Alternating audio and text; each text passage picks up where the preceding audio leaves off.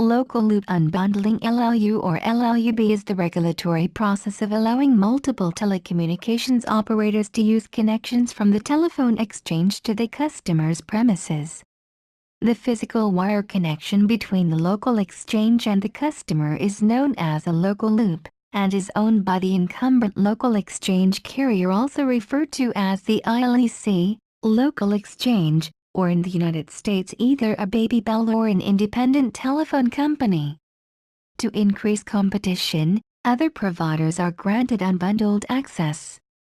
Policy background: this section does not cite any sources. Please help improve this section by adding citations to reliable sources. Unsourced material may be challenged and removed. July 2008. Learn how and when to remove this template message. LLU is generally opposed by the ILECs, which in most cases are either former investor-owned North America or state-owned monopoly enterprises forced to open themselves to competition.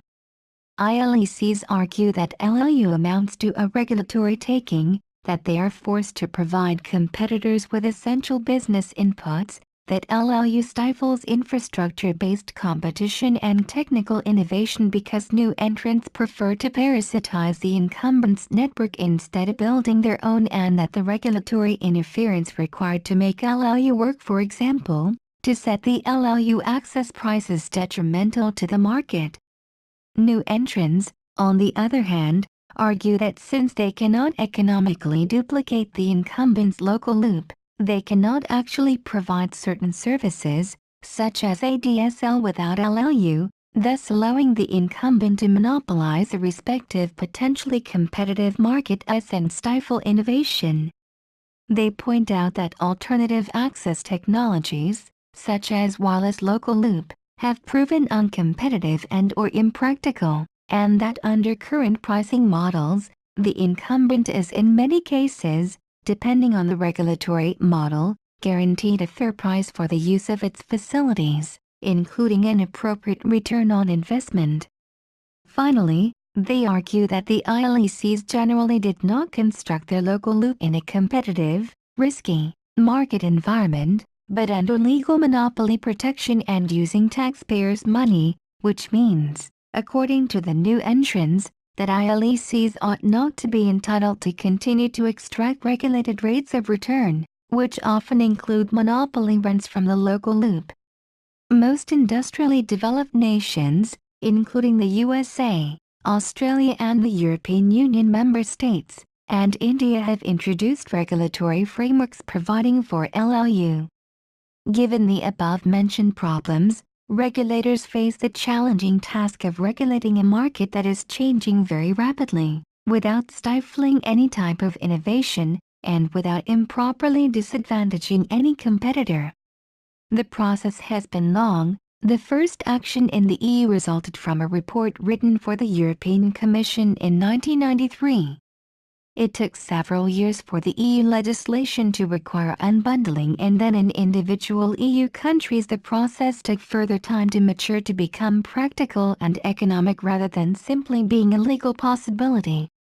In 1996, the United States Telecommunications Act in Section 251 defined the unbundled access as the duty to provide, to any requesting telecommunications carrier for the provision of a telecommunications service, non-discriminatory access to network elements on an unbundled basis at any technically feasible point on rates, terms, and conditions that are just, reasonable, and non-discriminatory in accordance with the terms and conditions of the agreement and the requirements of the section and Section 252. An incumbent local exchange carrier shall provide such unbundled network elements in a manner that allows requesting carriers to combine such elements in order to provide such telecommunications service. 1. The 1993 report referred to the logical requirement to unbundle optical fiber access but recommended deferral to a later date when fiber access had become more common. In 2006 there were the first signs that as a result of the municipal fiber networks movement and examples such as Sweden where unbundled local loop fiber is commercially available from both the incumbent and competitors, policy may yet evolve in this direction. Unbundling developments around the world. World Trade Organization. Some provisions of WTO telecommunications law can be read to require unbundling. Sec 5A of the GATS Annex on Telecommunications 2 requires WTO members to guarantee service suppliers access to and use of public telecommunications transport networks for the supply of a service. New entrants argue that without LLU they cannot supply services such as ADSL. Sec 2.2b of the 1998 reference paper, 3 to which some members have subscribed, requires sufficiently unbundled interconnection with major providers. However, the paper's definition of interconnection appears to exclude LLU. Sec 1 of the reference paper requires members to maintain appropriate measures for the purpose of preventing major suppliers from engaging in or continuing anti-competitive practices. New entrants argue that such practices include not giving competitors access to facilities essential to market entry, such as the local loop. The question has not been settled before a WTO judicial body, and, at any rate, these obligations only apply where the respective WTO member has committed itself to open its basic telecommunications market to competition. About 80 mostly developed members have done so since 1998. India. This article's factual accuracy may be compromised due to out-of-date information. Please update this article to reflect recent events or newly available information. October 2014. LLU has not been implemented in Indian cities yet. However, BSNL recently stated that it will open up its copper loops for private participation. In addition to this, the proliferation of WiMAX and cable broadband has increased broadband penetration and market competition. By 2008, the price war had reduced basic broadband prices to 250 Indian rupees $6, including line rental without any long-term contracts. In rural areas, the state player, BSNL, is still the leading, and often the only supplier. Although BSNL is a monopoly, it is used as a tool to ensure competition by the government. European Union. This section does not cite any sources. Please help improve this section by adding citations to reliable sources. Unsourced material may be challenged and removed. July 2008. Learn how and when to remove this template message. The implementation of local loop unbundling is a requirement of European Union policy on competition in the telecommunications sector and has been introduced, at various stages of development, in all member states. Operators with significant market power shall publish from December 31, 2000, and keep updated a post-reference offer for unbundled access to their local loops and related facilities. The offer shall be sufficiently unbundled so that the beneficiary does not have to pay for network elements or facilities which are not necessary for the supply of its services, and shall contain a description of the components of the offer, associated terms and conditions, including charges. European states that have been approved for membership to the EU have an obligation to introduce LLU as part of the liberalization of their communications sector. United Kingdom. See also Internet in the United Kingdom unbundled local loop. This article's factual accuracy may be compromised due to out-of-date information. Please update this article to reflect recent events or newly available information. September 2011, by January 14, 2006, 210,000 local loop connections had been unbundled from BT operation under local loop unbundling. Ofcom had hoped that 1 million local loop connections would be unbundled by June 2006. However, as reported by the Register, on June 15, 2006, the figure had reached only 500,000, but was growing by 20,000 a week. Ofcom announced in November 2006 that 1 million connections had been unbundled. For by April 2007, the figure was 2 million. 5. By June 2006, AOL UK had unbundled 100,000 lines through its £120 million investment. 6. Citation needed, making it the largest single LLU operator in the UK market. Citation needed.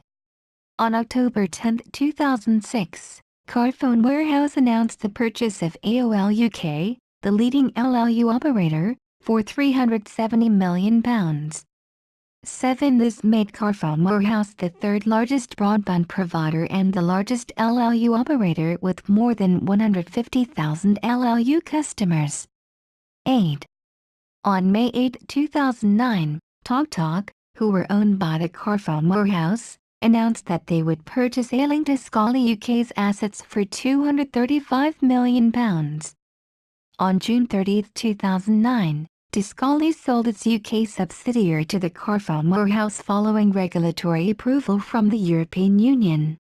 This purchase made TalkTalk the biggest home broadband supplier in the UK, with 4.25 million home broadband subscribers, compared with BT's 3.9 million. The service was rebranded as TalkTalk in January 2010. Most LLU operators only unbundle the broadband service, leaving the traditional telephone service using BT's core equipment with or without the provision of carrier pre-select.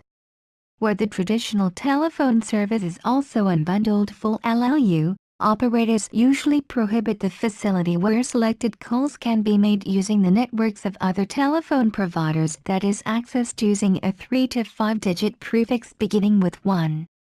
These calls can usually still be made by using an 0800 or other non-geographic NGN access code. Although regulators in the UK admitted that the market could provide competitive offerings in due time, the purpose of mandatory local loop unbundling in the United Kingdom was to speed the delivery of advanced services to consumers. 9. United States, pursuant to the Telecommunications Act of 1996. The Federal Communications Commission (FCC) requires that ILECs lease local loops to competitors' LLCs. Prices are set through a market mechanism. 10. New Zealand. The Commerce Commission recommended against local loop unbundling in late 2003 as Telecom New Zealand, now Spark New Zealand, offered a market-led solution. In May 2004, this was confirmed by the government, despite the intense call for change campaign by some of Telecom's competitors. Part of Telecom's commitment to the Commerce Commission to avoid unbundling was a promise to deliver 250,000 new residential broadband connections by the end of 2005, one-third of which were to be wholesaled through other providers. Telecom failed to achieve the number of wholesale connections required, despite an attempt by management to claim that the agreement had been for only one-third of the growth rather than one-third of the total. 11. That claim was rejected by the Commerce Commission, and the publicized figure of 83,333 wholesale connections out of 250,000 was held to be the true target. The achieved number was less than 50,000 wholesale connections, despite total connections exceeding 300,000. On May 3, 2006, the government announced it would require the unbundling of the local loop. This was in response to concerns about the low levels of broadband uptake. Regulatory action such as information disclosure, the separate accounting of Telecom New Zealand business operations, and enhanced Commerce Commission monitoring was announced. 12. On August 9, 2007, Telecom released the keys to exchanges in Glenfield and Ponsonby in Auckland. In March 2008, Telecom activated ADSL 2+ services from 5 Auckland exchanges: Glenfield, Browns Bay, Ellerslie, Mount Albert and Ponsonby, with further plans for the rest of Auckland and other major centres, allowing other ISPs to take advantage. Switzerland. This section does not cite any sources. Please help improve this section by adding citations to reliable sources. unsourced material may be challenged and removed. July 2008. Learn how and when to remove this template message. Switzerland is one of the last OECD nations to provide for unbundling, because the Swiss Federal Supreme Court held in 2001 that the 1996 Swiss Telecommunications Act did not require it. The government then enacted an ordinance providing for unbundling in 2003, and Parliament amended the Act in 2006. While infrastructure-based access is now generally available, unbundled fast bitstream access is limited to a period of 4 years after the entry into force of the Act. Unbundling requests tend to be tied up before the courts, however, because unlike in the EU, Swiss law does not provide for an ex-ante regulation of excess conditions by the regulator. Instead, under the Swiss ex-post regulation system, each new entrant must first try to reach an individual agreement with Swisscom, the state-owned ILEC. Hong Kong, mandatory local loop unbundling policy termed Type 2 interconnection. Traditional Chinese. In Hong Kong, 13 started on July 1, 1995, the same day of telephone market liberalization, to ensure choice to customers. 14 After 10 years, new operators have built their networks covering a large region of Hong Kong. The government considered it a good time to withdraw mandatory local loop unbundling policy, to persuade operators to build their own networks and let businesses run themselves with a minimum of government intervention. At the meeting of the Executive Council on July 6, 2004, the government decided that the regulatory intervention under the current Type 2 interconnection policy applicable to telephone exchanges for individual buildings covered by such exchanges should be withdrawn, subject to conditions documented in this statement of the Telecommunications Authority. After that, the terms of interconnection will be negotiated between telephone operators. Hong Kong is the only advanced economy that has withdrawn the mandatory local loop unbundling policy. 15. South Africa. On May 25, 2006, the Minister of Communications of South Africa, Drive Ivy Matsib-Casaburi, established the Local Loop Unbundling Committee chaired by Professor Chalitsi Marwala to recommend the appropriate local loop unbundling models. The Local Loop Unbundling Committee submitted a report to Minister Matsib-Casaburi on May 25, 2007. This report recommends that models that permit customers to access both voice and data be offered by many different companies. The models recommended are full unbundling, line sharing and bitstream access. It is recommended that customers should exercise carrier pre-selection and thus be able to switch between service providers. It is also recommended that an organization be created to manage the local loop and that this organization should be under the guidance of the regulator ICASA and that ICASA be capacitated in terms of resources. The committee recommended that service providers approved by ICASA should have access to the telephone exchange infrastructure whenever necessary. The committee recommended that a regulatory guideline be established and be managed by ICASA to guarantee that strategic issues like quality of the local loop be optimized for regulation and delivery of services. Based on this report, the Minister has issued policy directives to ICASA to move swiftly with the unbundling process.